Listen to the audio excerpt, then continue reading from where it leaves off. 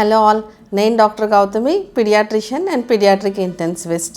చాలామంది పేరెంట్స్ అడిగే common question, immunity పెంచడానికి మంచి ఫుడ్స్ చెప్పండి అని. సో స్పెసిఫిక్ ఇమ్యూనిటీ బూస్టర్స్ అనే కంటే ఈ స్పెసిఫిక్ ఫుడ్స్ని మన డైట్లో రెగ్యులర్గా ఇంక్లూడ్ చేసుకుంటే ఇమ్యూనిటీ బూస్టింగ్కి అవుతుంది. సో అందులో ఫస్ట్ది విటమిన్ సి రిచ్ ఫుడ్స్.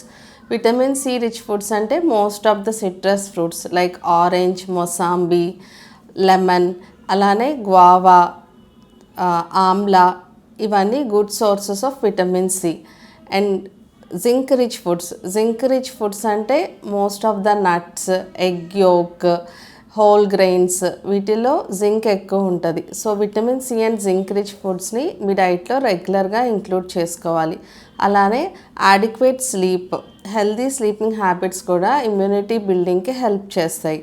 అలానే యాడిక్వేట్ వాటర్ ఇంటేక్ కూడా.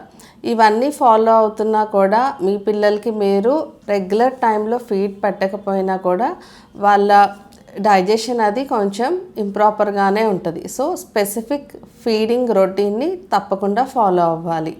Hope these tips helps you all. For more parenting tips please follow our page.